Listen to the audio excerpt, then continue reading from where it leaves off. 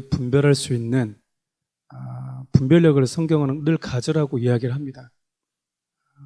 내 눈에 보여지고 들려지는 그 어떤 것이 아니라 그 사상 이면에 또 그 사람의 이면에 어떤 영들이 역사하는지를 우리가 보고 판단해야만이 우리의 영적 세계를 분별할 수 있다는 거죠. 그걸 잘해야만이 우리가 싸울 대상을 일단 혼돈하지 않을 수 있어요. 영적 싸움이라는 것에 대해서 영적 싸움이라는 이 표현이 가지고 있는 전제가 뭡니까? 적이 있다라는 거잖아요. 우리가 싸울 적, 원수가 있다라는 건데 정확하게 우리가 싸워야 될 대상이 누구인지를 모르다 보면 우리가 싸워야 될 대상과 싸우지는 못하고 우리가 품고 안나야 될 사람과 대상과 싸울 수 있다라는 거예요. 그러다 보니까 마귀는요, 우리 이 땅을 사는 많은 사람들로 하여금 의미 없는 싸움을 싸우다가 인생을 허비하게 만들어 버립니다. 권력 싸움, 그리고 인기 싸움, 그다음에 물질 싸움, 내가 누군가에게 인정받고자 하는 그런 싸움, 이런 정말 의미 없는 싸움들을 하다가 우리 인생들을 허비하게 만들어 버리죠. 그러니까 일단 처음에 우리가 요한일서 4장 1절에서 얘기했던 것처럼 많은 거짓 선지자들이 있다라고 하잖아요. 그 많은 거짓 선지자들이 어떤 말을 하냐? 미혹된 영들에 의해서 지배받아서 어떤 말을 한다라는 건데, 그럼 우리는 어떤 사람들이 말을 할 때 그 말이 거짓인지 아니면 그 말이 하나님께 속한 말인지 미혹의 영인지 어떤 영에 속한 말인지를 분별해야만이 우리가 받아들일 거는 받아들이고 거부할 건 거부하고 잘라내고 싸워야 될 건 싸울 수 있다라는 거죠. 그래서 성도들이 이 땅을 살아가면서 정말 중요한 게 바로 그거예요. 내가 누구와 싸워야 되는가? 무엇과 싸워야 되는가? 내가 싸울 대상이 누구인가? 그리고 저 사람 이면에 어떤 영이 역사하고 있는가? 저 사람이 지금 어떤 영의 지배를 받고 살아가고 있는가를 우리가 알아야지 우리가 어떤 표면적인 것에 우리의 마음과 생각을, 감정을 빼앗기지 않을 수 있다라는 거예요. 이제 여기에 이제 빼앗기게 되면 이제 성도들이 살아가는 삶의 현장 가운데서 이제 감정과 감정들을 만나게 되는 거죠. 목회자도 마찬가지인 거죠. 나를 서운하게 한 성도, 나를 힘들게 한 성도, 이것만 봐버리면 이제 감정 대 감정이 만나버리게 되는 거예요. 우리 둘 사이에 어떤 영이 개입하고 있는가라는 것을 알아야지 그가 느끼든 상대가 느끼든 느끼지 못하든지 간에 나는 분명히 싸울 대상과 싸울 수 있다는 거죠.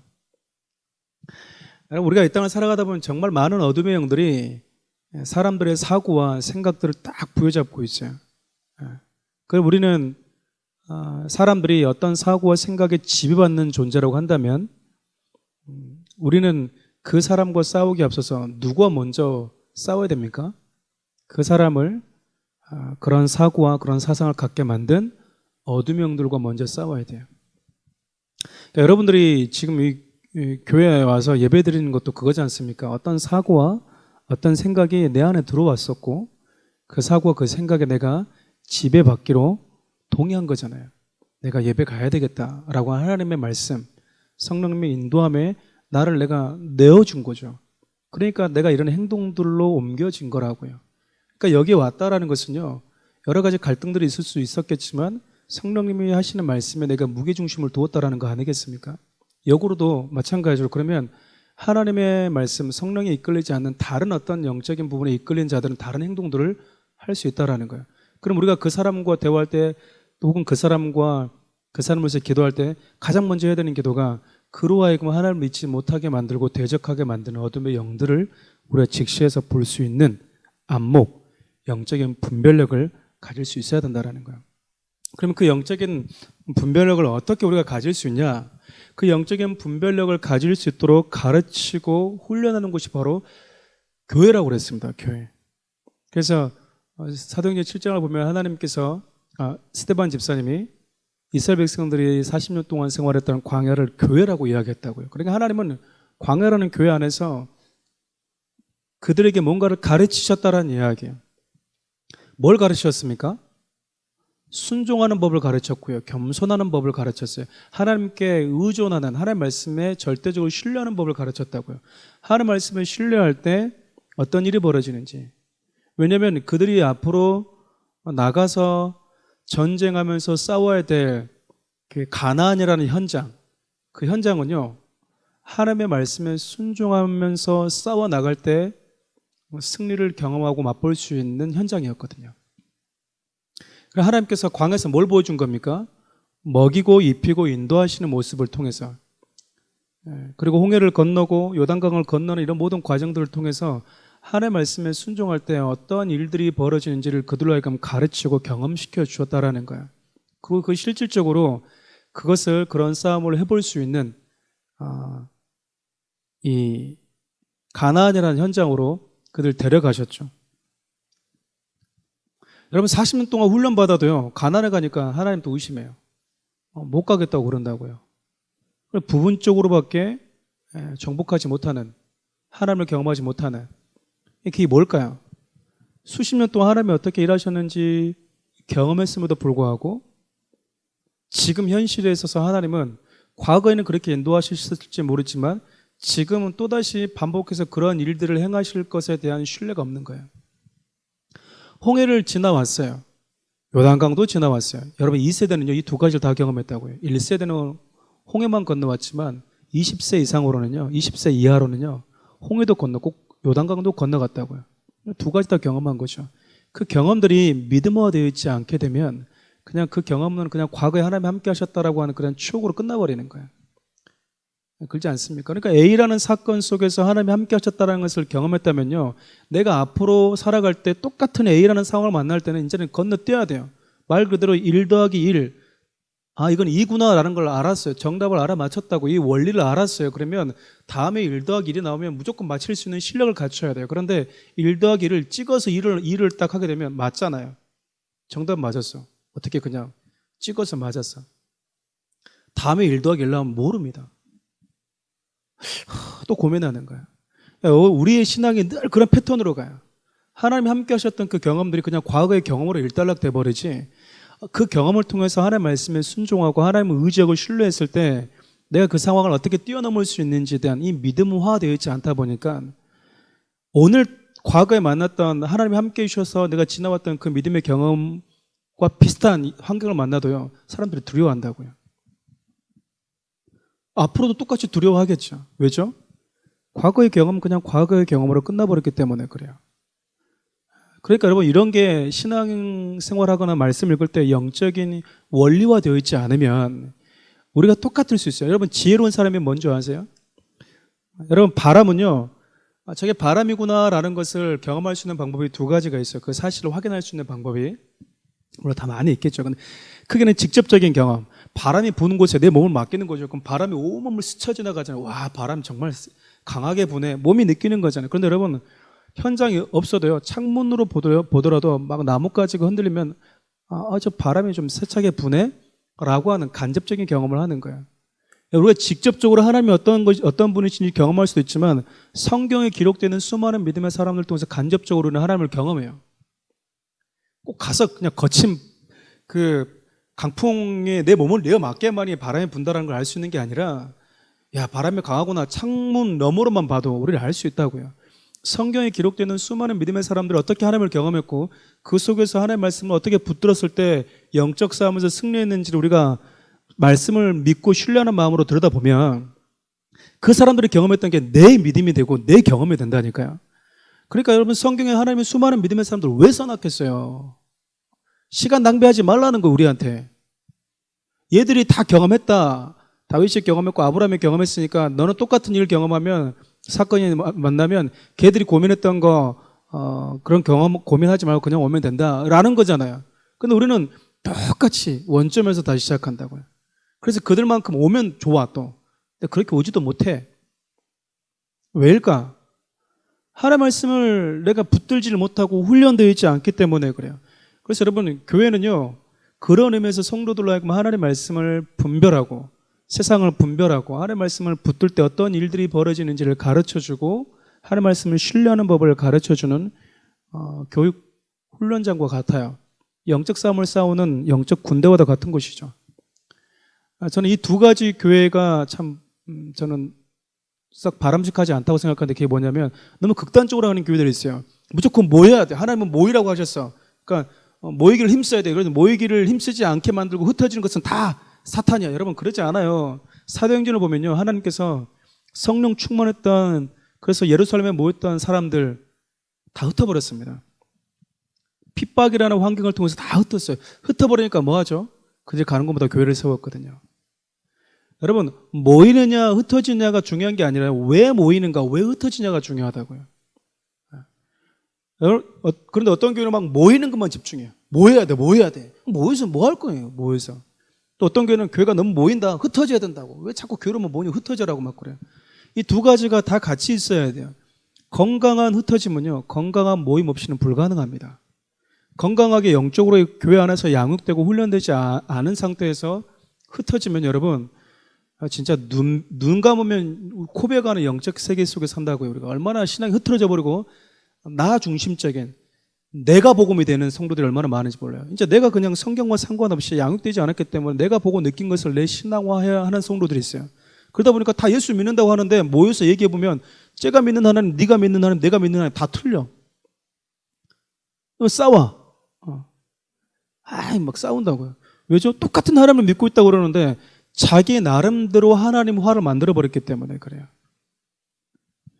그런 의미에서 교회가 그만큼 중요한 겁니다. 그래서 여러분 교회를 정말 지켜내야 돼요. 지켜내야 된다고요. 제가 어제 짧은 영상을 하나 봤는데 고 김중권 목사님 우리 CCC 총재이셨죠.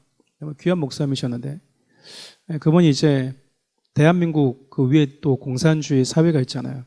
대한민국에 절대로 공산주의가 되면 안 된다라는 것을 정말 그 백발의 노인께서 마지막 힘을 다 써가시면서 이렇게 성도들 앞에서 설교하신 모습을 제가 보면서 그분이 그렇게 말씀하셨어요.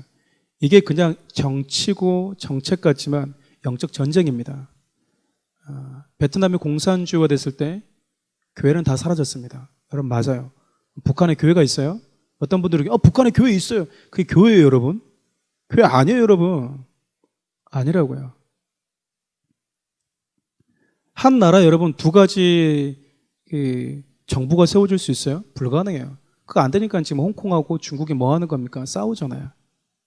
그러니까 여러분 그 사상들이요 종교라니까요 종교. 그런데 그 사상과 그 종교 안에 어떤 세력들이 숨어 있냐면 교회를 없애려고 한다고. 교회를 말살시키려고 그래요. 그래서 언론과 사회가 어떤 프레임을 딱 씌워버렸죠. 두 가지 프레임을 씌웠어요. 하나는 교회다 그러면 교회는 다 나쁜 것들. 아직도 교회 다니냐? 목사다 그러면 믿지도 않아요. 믿지도 않아. 교회가 그랬다 그러면 무조건 교회는 잘못된 것. 교회가 뭐 했는지 기사도 읽어보지 않고요. 교회 누구 어떤 교회 그러면 무조건 비판한 댓글만 쌓여 있습니다.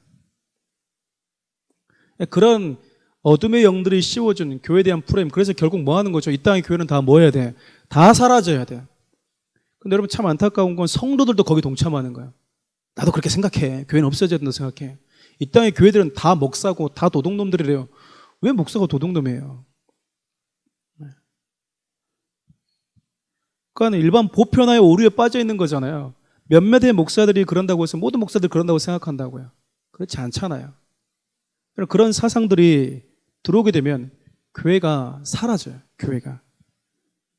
그러니까 여러분 어둠의 영들이 가장 먼저 하는 게 뭐죠? 교회 안에서 건강한 훈련과 건강한 모임을 못 갖게 만드는 거예요. 여러분 코로나가 있었어도요. 교육부에서는 뭐 하죠? 학교 없애지 않습니다. 학교 해야 된다라는 거예요. 그러니까는 여러 위험 부담을 무릅쓰고 입학을 강행한 거 아니겠어요? 근데 여러분 코로나 때 교회는 하면 안 된다고 그래요. 그럼 성도들은 맞다고 생각합니다. 저는 그 부분에 일리가 있다고 생각해요. 동의합니다. 그럼에도 불구하고 성도들이 그런 사고 있잖아요. 예배 드리면 안 된다라는 어떤 모임은 안 된다. 이제는 시대가 바뀌었으니까 다르게 해야 된다. 이런 무서운 사고들이 교회 안에 들어온다고요. 그래서 결국 원하는 게 뭐죠? 교회 해체예요. 교회 해체. 여러분 당신 한 사람 한 사람이 교회입니다. 맞아요 여러분. 그런데 그렇기 때문에 모이는 공동체 예배는 그다지 중요하지 않습니다. 교회 해체론자들이라고요. 맞는 말인 것 같은데 뭔가 이상해요. 그래서 여러분 그런 어떤 뉴스나 언론들 또 누군가의 어떤 이야기를 들을 때 분별하지 않고 들으면요, 진짜 교회 필요 없어 보여요. 교회 공동체가 무의미해 보인다고요. 근데 그런 모든 사고 안에 뭐가 있다라는 겁니까? 어둠의 세력들이 숨겨져 있다라는 거예요. 어둠의 영들이 결국적으로 하는 일이 그거기 때문에 그래요. 어둠의 영들이 하는 일이 궁극적으로 뭐냐? 하나님을 대적하는 거예요. 그래서 이 땅에 하나님을 믿는 자들을 없애는 겁니다. 하나님 믿는 사람들이 더 많아지는 걸 싫어해요. 그래서 여전히 아담이 그랬듯이 하나님께서 인간에게 주었던 그 지위와 그 직책, 하나님이 주신 그 위치를 떠나게 만든다고, 하나님 없는 삶을 살게 만들어요. 그러니까 저는 너무나 웃긴 게 뭐냐면요, 하나님이 어디 있어? 라고 말하는데 지금 21세기에도 드라마 촬영하거나 영화 촬영장 가면요, 고사지네요. 돼지 머리에다가 그것도 웃는 돼지여야 돼요. 웃는 돼지 거기 입에다가 10,000원짜리 50,000원짜리 꽂아두면서 우리 영화 잘 되게 해달라고. 거기 참석 안 하면요, 여러분 또 막 왕따 당해요. 하나님이 존재하지 않는다고 하는데 여러분 돼지 머리에다가 머리 들이밀고 하면서 뭐 하는 거예요? 영화 잘 되게 해주려는 거예요. 그거 안 하면은 김샌다라는 거죠. 너무 모순이지 않습니까? 돼지 머리에다가 이렇게 경배하고 인사하고 절하는 거. 그거는 문화야. 그게 문화인가요? 그게 사상이고 그게 믿음이지. 그런 믿음이 내 마음에 없다면 굳이 그거 들을 필요가 없잖아요. 그렇지 않나요? 그러니까 세상은 하나님 없는 삶, 하나님 없는 삶을 꿈꿔요. 어둠의 영들 하는 게 뭐죠? 모든 인간들을 하나님과 단절된 삶을 살게 만든다라는 거예요. 그래서 하나님을 대적하게 만들고 하나님 행하시는 구원의 역사를 방해하게 만들고, 결국 아담처럼 네가 하나님이야. 너는 네 삶을 살아. 누구도 네 삶을 강요할 수 없어. 누구도 너의 삶을 터치할 수 없어. 네 삶인데 누가 너한테 이래라 저래라 해. 그건 하나님도 안 돼. 네 삶의 주인은 너야. 너는 너야. 이렇게 얘기를 해버려요. 근데 너는 너야. 그래, 나는 나야. 여러분, 이게요, 하나님의 당신을 소개할 때 했단 말이에요. 모세가 물어보거든요. 하나님, 누가 너를 보냈냐라고 뭘 할까요? 스스로 있는 자가 너를 보냈다고 하라. 나는 나다. 그러니까 전부 다 하나님이 되어 있는 거예요. 내 삶의 주인이 나이고 싶은 거예요. 그래서 사단은 그래요. 얼마나 재밌어. 왜 네가 하나님께 구속돼? 왜 하나님께 구속돼? 네 나름대로 살 수 있어? 라고 자꾸 이렇게 이야기를 하죠. 근데 여러분, 우리 인간은 절대 하나님이 아니에요. 하나님이 아니라고. 신이 아니야. 연과 같은 존재라고 제가 이야기했잖아요. 주인의 손에서 연줄을 이렇게 잡고 있을 때 정말 높이 나는데 이 연이 그래요. 옆에 마귀가 와서 속삭이는 거죠. 야, 왜 너 자꾸 줄에 매달려 있냐? 더 높이, 더 자유롭게 날고 싶으면 이 줄 끊으면 돼. 끊어봐, 여러분. 연은요, 더 높이 날아가는 게 아니라 그 어딘가에 처박아져요.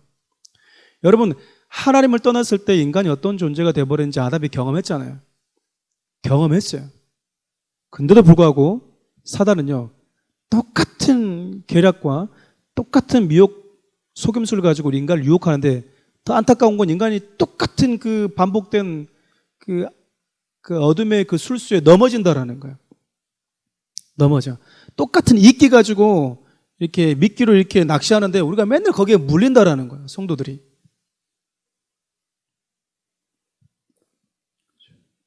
와.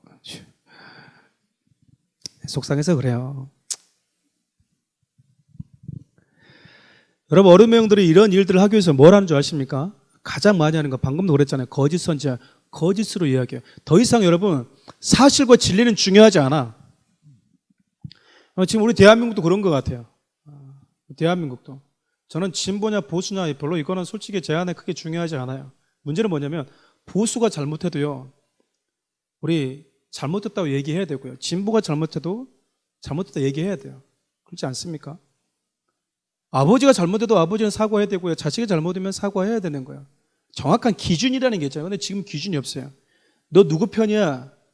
네 내 편이야? 그럼 너는 다 오라. 네 제 편이야? 그럼 넌 다 나빠. 지금 이 시대가 여러분, 무엇이 진리인지에 대해 사람들 관심이 별로 없어요. 그러니까 내가 좋아하면 돼요. 내가 좋아하면. 그리고 사단은 얼마나 분열을 시키는지 몰라요. 음란, 두려움, 시기와 분노, 불평, 이런 모든 요소들을 가지고 할 수만 있으면 우리 인간들로 하여금 하나님을 대적하는 사람들로 만들어버립니다. 여러분, 그러면 그렇게 어둠의 영들이 자주 사용하는 무기들이 대적할 수 있는, 성도들이 또 사용할 수 있는 무기는 뭐가 있을까요? 진리의 말씀을 딱 붙드는 거예요, 여러분. 진리의 말씀을 놓치면요, 영적인 세계를 분별할 수가 없어요. 그래서 여러분, 그 지폐도 마찬가지잖아요. 위조 지폐를 가르는 방법은 진짜 지폐를 보는 거예요. 계속. 그래야지 위조 지폐 보면 이거 뭔가 이상했다라고 찾아내는 거거든요. 분명한 진리의 말씀 우리가 던져버리고 세상을 보니까 뭐가 진짜인지를 모르는 거예요. 그래서 얼마나 많은 복음 안에도 다른 복음, 섞여져 있는 복음이 얼마나 많이 존재하는지 몰라요. 분명한 진리의 말씀이 나로 하여금 이 어두운 세상 속에서 무엇이 참된 진리인지, 우리가 걸어가야 될 길이 어디인지를 분명하게 제시해주고 가르쳐 준다라는 사실입니다. 또 믿음, 하나님을 향한 전대적인 신뢰와 믿음, 이게 참 중요하죠. 하나님의 말씀에 순종하는 것, 끝까지 그 하나님의 말씀을 붙드는 것, 그리고 하나님을 사랑하는 것. 결국 어둠의 영들이 요백에 와서 했던 것도 그거였잖아요. 하나님에 대한 왜곡된 사고를 심고 하나님을 신뢰하지 못하게 만들고 그분의 말씀에서 떠나게 만드는 것, 그거였거든요. 그래서 하나님을 대적하고 욕하게 만드는 것. 그때마다 우리가 뭘 해야 됩니까? 하나님을 신뢰하는 것, 하나님을 붙드는 것.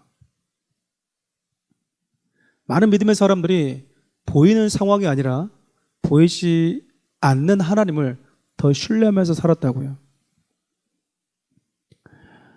여러분, 제가 지금 새로운 얘기 하는 게 아니고요. 지금까지 했던 것들 다 지금 정리하고 있는 겁니다.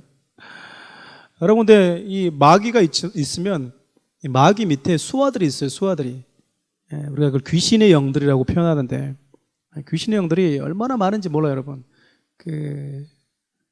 한 어떤 기도하시는 분은 그래요. 하는 순간 기도하면서 하나님의 고개를 들으라고 해서 고개를 딱 들어서 봤더니 온통 하늘이 검다라는 거예요. 그래서 왜 이렇게 하늘이 검지라고 해서 자세히 들어보니까 어둠의 영들이 이렇게 이 지구를 덮고 있는 거죠. 어둠의 영들이. 그래서 기도할 때 웬만한 기도들은 그 어둠의 영들의 가로막혀서 다 두두두두 떨어진다라는 거예요. 성경에 나와 있지 않기 때문에 그것을 우리가 정확히 맞다 틀리다고 할 수 없지만 저는 일리가 있다고 생각해요. 왜냐하면 이 세상에 어둠의 주관자들이 있기 때문에 그래요. 그 어둠의 주관자들, 어둠의 영들이 뭐 하는 겁니까? 기도를 방해하고요. 우리의 기도가 하나님께 상달되지 못하도록 방해하는 거 아니겠어요? 그 더러운 영들이 하는 일이 가장 뭐죠? 더러운 영이라는 그 이름에 걸맞게 더러운 일들을 행해요. 성경에서 더러운 영, 더럽다라는 것은요, 죄를 상징합니다. 그러니까 이 귀신의 영들을 우리로 뭐하게 만들죠? 죄를 짓게 한다라는 거예요. 질병을 가져다 주고. 그래서 여러분, 우리 육체를 주관해요. 주관한다고. 개인과 가정과 국가를 붙들면서 여전히 하나님을 대적하는 사고, 사상, 정책과 이념들을 심어요. 그렇게 하면서 뭐 합니까? 결국 그들이 하나님을 대적하는 거예요. 하나님을 대적하고. 여러분, 하나님을 대적한다는 게 뭘까요? 하나님의 말씀과 반대된 길을 걸어가는 거거든요. 그럼 동성애는 뭐죠? 죄예요. 어떤 분들 이렇게 얘기해요. 동성애만 죄입니까? 왜 자꾸 동성애 가지고 뭘 합니까? 이런 분들이 있어요. 참 저는 그런 거 보면 되게 안타까워요. 뭐 이런 건 죄 아닙니까? 왜 근데 그런 죄는 아무 말 하지 않고 왜 동성애만 가지고 유독 그러십니까? 라고 얘기하는데, 여러분, 동성애 안에 담겨져 있는 여러 가지 사상과 이념들 때문에 더더욱 그렇다라는 거예요. 동성애 하게 되면 어떻게 될까요? 동성애가 만약에 진짜로 이렇게 합법화 되거나 모든 나라에 이제 동성애가 되잖아요.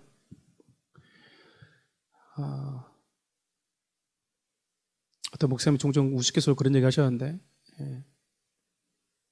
남자 며느리를 둘 수 있고 여자 사위를 둘 수도 있는데, 그렇게 되면 여러분, 가정이 사라져요. 가정이. 뭐 제 또 다른 가정이 있다. 또 다른, 자기들이 말하는 또 다른 가정들은 존재하겠죠. 근데 여러분, 하나님이 원하시는 가정이라는 교회 공동체가 사라져요. 첫 번째, 가정 교회 공동체가 사라지게 만드는 게 동성애라고요. 성경은 교회를 세 가지로 이야기하는데, 하나는 개인, 가정, 그리고 지금 우리가 믿음의 공동체들이 모이는 믿음의 공동체의 모임. 근데 여러분, 동성애는요, 그 중에 하나인 가정이라는 교회를 깨트려요. 파괴시킨다고요. 이거는 위험한 거예요. 개인적인 어떤 위협이 아니라 가정이라는 교회를 위협하기 때문에 그래요. 그래서 여러분, 왜곡된 사고와 프레임을 딱 씌워줘 버리게 되면 사람들이 하나님의 기준을 가지고 말씀을 보고 하나님의 기준을 가지고 나를 보는 게 아니라 이렇게 보는 거죠. 20대 여성들 가운데 30% 이상이 왜 우리가 아이를 낳아야 되냐. 아이를 낳을 필요 없다. 우리가 뭐 아이 낳는 기계냐. 라고 이렇게 얘기하셨다고 그래요. 저는 여성들이 해산하는 수고, 임신하고 아이를 낳는 수고, 또 양육하는 이 수고가 얼마나 힘든지 충분히 이해가 돼요. 근데 여러분, 이거를 아이 낳는 기계라고 왜 폄하하는지 모르겠어요. 여성만이 아이를 가질 수 있잖아요. 그렇지 않습니까? 남성은 죽었다 깨어나도 아이를 놓을 수 없잖아요. 그럼 뭐죠? 특권이잖아요. 여성들에게 주어진 특권 아닌가요? 여성들에게 주어진 하나님의 특권이에요. 그거 하나님은 그것을 가지고 뭐하러 하십니까? 너희들 생육하고 번성해라. 하나님의 주신 아름다움이에요. 근데 그것을 내가 왜 그런 수고를 해야 되는데? 그 안에는 개인적이고 이기주의적인 사고가 내면에 깔려 있다고요. 나만 위해 살고 싶고 나를 위해서 존재하는 사고가 깔려 있는 거예요. 불편함과 힘든 일들을 하고 싶지 않는, 굳이 왜 내가 그걸 해야 되는지, 왜 내가 그런 희생양이 되어야 되는지라고 생각을 하는 거죠. 그런 사고들이 세상은 그렇게 할 수 있다고 쳐요. 근데 그게 교회 안에 있는 성도들까지 그런 사고를 가지고 있다니까요. 여러분, 예수를 믿는다라는 것은요, 나만의 사고를 가지는 게 아니라 예수를 믿는다라는 것은 내 사고가 아닌 하나님이 말씀하시는 하나님의 사고를 붙드는 거거든요. 그 하나님의 사고가 뭡니까? 그게 성경이잖아요. 이게 성경이라고요. 근데 우리는 성경과 내 사고가 부딪히면 성경을 그냥 이렇게 무시해버려요. 여전히 하나님의 사고가 아닌 내 사고를 여전히 주장하는 거죠. 그렇게 되게 되면 여러분, 가정이라는 교회는 점점 사라지게 됩니다. 어떤 학자는 그렇게 얘기해요. 저는 많이 동의하는데, 교회에 다니는 성도들이 가정이 무엇인지 정확하게 모르고 살다 보니 교회 다니는 성도들조차도 하나님의 가정이라는 것을 통해서 무엇을 알려주고 싶은지 거기 관심도 없이 살아가다 보니 안 믿는 사람들에게 본이 안 되는 거야. 교회가 가정이 뭔지, 가정을 통해서 어떤 가치를 배우고 있는지 나조차도 못 느끼고 있는데 안 믿는 사람들이 뭘 알겠냐 그 말이에요. 저는 동의합니다. 여러분, 믿는 사람들이 먼저 믿음의 본을 보이고 믿는 사람들이 하나님의 나라가 어떤 것인지, 주님의 몸된 교회가 무엇인지를 정확하게 아는 그 자리에 서 있으면 믿는 사람들이 그걸 보면서 뭘 한다는 이야기예요. 저런 거구나 라고 알 수 있다는 얘기죠. 근데 우리 안에서부터 이 정체성이 흔들려 버리기 때문에 교회는 다니지만 예수를 믿고 있다고 하지만 행동하는 거나 사고하는 것은 안 믿는 사람들이 행동하는 것과 사고가 별 다를 바가 없어요. 오히려 우리가 그들에게 동의를 하는 거죠. 어둠의 영들이 그렇게 우리의 사고를 교란시켜버리고 미혹시켜버린다고요. 거짓이 진리인 것처럼, 하나님의 복을 저주인 것처럼, 하나님의 복이 우리에게 부담인 것처럼, 왜 나한테 그걸 하라고 그래라고 하는, 나한테 짐을 지어주는 것처럼, 마치 아담에게 하와가, 어둠의 영들이 왔을 때, 마귀가 하와에게 왔을 때 하나님에 대한 왜곡된 잔상, 왜곡된 사고를 심었듯이 우리도 그렇게 돼버리는 거예요. 하나님의 주신 특별한 복, 하나님이 주신 특권이 더 이상 특권으로 다가오지 않게 되는 거죠. 그리고 왜 특권으로만 생각해야 돼? 왜 꼭 그걸 특권으로만 생각해야 돼? 불편하다고 생각할 수 있잖아. 그러면 오, 참신하다 그래요. 여러분, 진리가 다른 논리들은 그럴 수 있어요. 야, 꼭 의자가 왜 동그래야 돼? 네모날 수도 있잖아. 오, 참신하다. 여러분, 진리는요, 참신할 수가 없어요. 그렇지 않나요? 그럼 그건 진리가 아니죠. 여러분, 다원화된 이 포스트 모더니즘 시대에 살고 있는 사람들이 그런 얘기를 하잖아요. 너도 질고, 니도 질고, 나도 질려. 그 진리가 아닌 거예요, 여러분. 역으로 이야기하면 기독교는 독선이다. 왜 꼭 너희들만 진리라고 하냐? 진리기 때문에 그래요. 여러분, 이걸 역으로 얘기하면요, 기독교가 진짜 진리를 이야기하고 있는 거란 말 아니겠어요? 니도 질리고, 니도 질리고, 나도 질리면 똑같은 걸 보면 니도 질리면 나도 질리면 여러분, 이거는 진리가 아니라는 걸 자기들이 스스로 이야기하고 있는 거잖아요. 그건 진리라고 말할 수 있는 게 아니라고요. 그렇지 않습니까? 예를 들어서 태양이 둥글어요. 예를 드는 게 아니라 태양이 둥글죠. 그 나는 네모났다고 생각해. 그게 사실입니까? 야, 참신한데? 나는 삼각형이라고 생각해. 너도 질리고 니도 맞고 니도 맞아. 그럼 여러분 동그랗다는 개념 자체가 사라져버리는 거잖아요. 그 네모난 걸 보고도 동그랗네요. 보고 뭐, 야, 참신한데? 어떤 그런 기발한 생각을 할 수 있어? 개념 자체가, 완전한 개념 자체가, 둥글다라는 개념, 네모났다는 개념, 진리라는 개념 자체가 완전히 없어져 버리는 거야. 네가 생각하는 게 옳은 거다 라는 사고로 어둠의 영들이 자꾸 우리를 뭐 한다는 이야기입니까? 거짓으로 미혹시킨다라는 거죠. 여러분, 여기까지도 제가 다 했던 이야기입니다. 그 다음에 제가 마지막으로 했던 두 가지 이야기가 은사와 성령님에 대한 이야기였었는데, 은사는요, 영적 세계에서의 활동을 돕는 아주 유익한 하나님의 선물입니다. 보이지 않는 세계 속에서 내 영이 어떤 활동하게 만들어주는 거죠. 보이지 않는 영적 세계 속에서 활동하는 것이 보이는 내 삶의 현장 속에서 드러날 수도 있어요. 은사는 여러분, 그래서 유기적인 교회 공동체와 같다라고 이야기를 했습니다. 우리 몸에 여러 가지 신체가 존재하듯이 은사도 마찬가지라고 그랬어요. 그래서 은사가 나타날 때 가장 조심해야 되는 것 중에 하나가 뭐라고 그랬습니까? 비교하는 거라고 그랬어요. 가장 무지한 사람들이 하는 거야. 은사가 뭔지도 모르는 사람들이 하는 가장 무지한 행동이 비교하는 거야. 내게 아니거든요. 우리는 신체에 있는 모든 부분들이 다 소중해요. 소중하다고요. 어느 하나 소중하지 않은 게 없어요. 그 모든 것들이 유기적으로 붙어 있음으로 해서 하나의 몸을 이루고 있는 거거든요. 그러니까 여러분, 하나님께서 우리에게 주신 하나하나의 은사가 무엇인지를 발견하면서 주님의 몸된 교회를 건강하게 세우고 연약한 성도들을 일으켜 세우는 그런 은사자들이 건강한 은사자들이라고요. 그렇게 하게 되면 그 은사는 교회를 세우는 은사가 되지만 역으로 자랑하게 되고 누군가 비유하게 되면요, 하나님이 주신 선물을 가지고도 어둠의 영들에게 이 틈을 주게 돼버리는, 좋은 것이 되려 나를 넘어지게 만드는 걸림돌이 돼버릴 수도 있다라는 거야. 얼마나 많은 은사자들이 그래서 신앙적으로 하나님을 떠나고 왜곡되게 가버렸다라는 거 여러분 잘 알고 있잖아요. 내 것인 줄 착각하니까, 왜 주셨는지를 모르니까, 주님의 몸된 교회를 세우는 성령의 쓰임받는 게 아니라 뒤로 교회를 허물어버리는, 내가 하나님이 돼버리는 그런 쪽으로 가버리는 경향이 있다라는 거예요. 그래서 여러분, 은사에 있어서 가장 중요한 것 중에 하나가 바로 사랑입니다. 사랑이 하나님이 주신 다양성을 하나로 묶는 중심 역할을 하기 때문에 그래요. 그래서 사랑에 빠져버린 은사는요, 사람 죽여요. 나 교만하게 만들고. 그러니까 하나님이 주신 이 은사들이 누군가를 살리고 세우려면 반드시 그 안에 하나님을 향한 사랑과 그 영을 향한 긍휼의 마음이 같이 담겨져 있어야 돼요.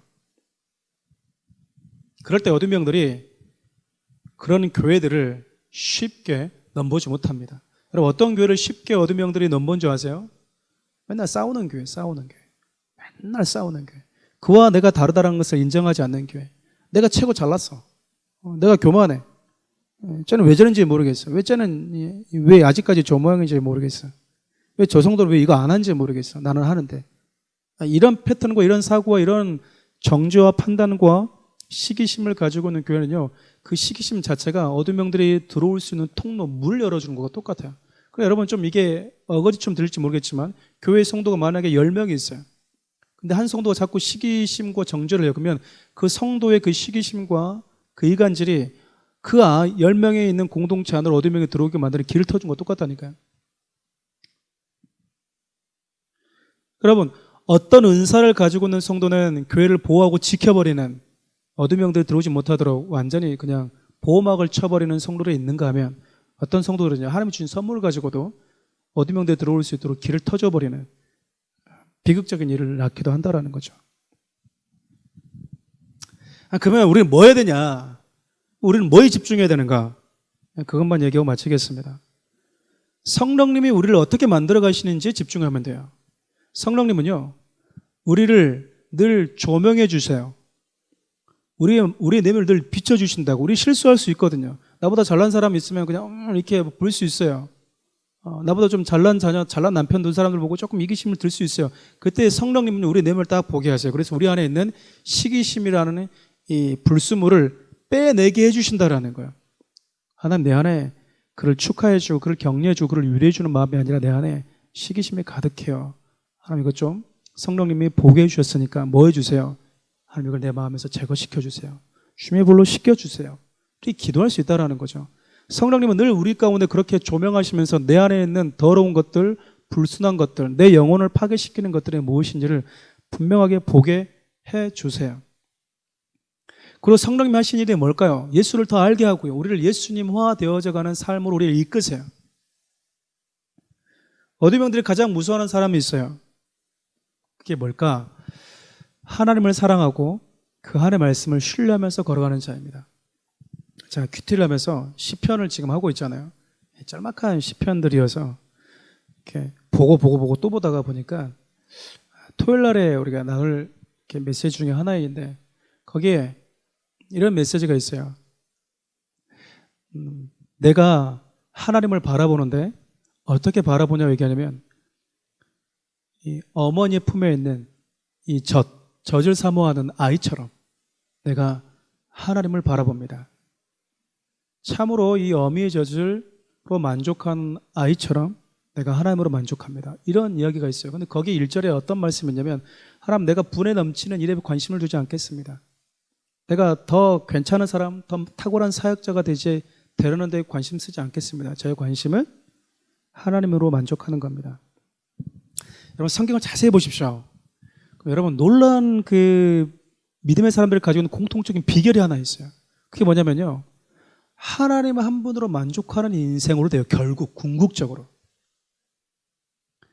다윗도 그랬고요, 아브라함도 그랬고요, 다니엘도 그랬고요, 하박국도 그랬어요.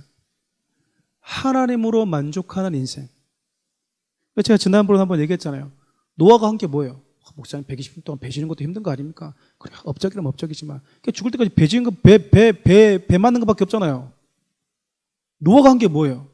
노아처럼 전도 못했던 사람이 어디 있어요? 자기가 10명 식구밖에 못 건졌는데 120년 동안 전도했는데 한 명도 전도 못했다고요.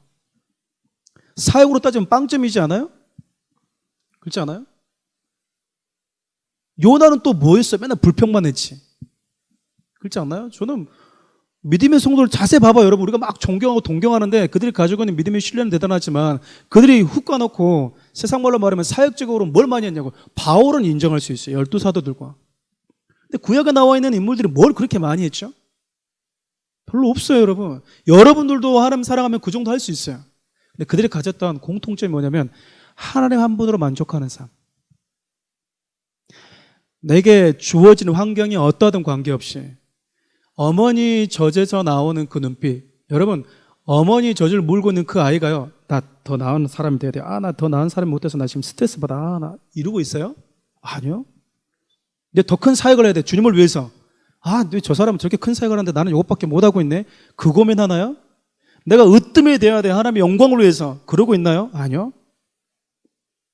그냥 하나님 품에, 어미 품에 만족하는 그 초롱초롱. 우리가 보면 그러잖아요. 그 젖이 뭐라고, 그 얼마나 맛이 있어? 근데 그 아이는 초롱초롱 눈을 뜨면서 만족해하고 흐뭇해하는 눈빛으로 그 어머니 젖에 만족해요. 신앙은 여러분, 독립이 아니에요. 신앙은 내가 많이 성장하고 많이 알았기 때문에 이제 하나님이 좀 도와주지 않아도 내 힘으로 뭔가 할 수 있는 게 많아져. 여러분, 신앙 잘못 배운 거예요.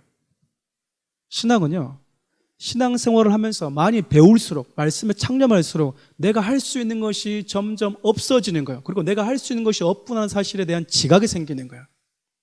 그래서 절대적으로 하나님께 의존되어진다고요. 그전에는 진짜 내가 하나님 없어도 뭔가 할 수 있는 게 많았던 것 같은데 내가 진짜 하나님이 아니면 내가 진짜 할 수 있는 게 아무것도 없네라는 사실이 여러분 영혼 깊은 곳으로 사무쳐지게 된다고요. 그렇게 하나님 품에 딱 달라붙어서 하나님으로 만족하는 성도들, 사단은 두려워합니다. 빼낼 수가 없어요. 그 어미 품에 있는 그 아이를 빼내올 수 있는 세력은 없다라는 거예요. 정리하려고 합니다. 여러분, 세상은 변한 것 같지만 여러분 변하지 않습니다. 세상이 변했습니까? 세상 하나도 안 변했습니다. 현상과 보이는 것만 달라졌지.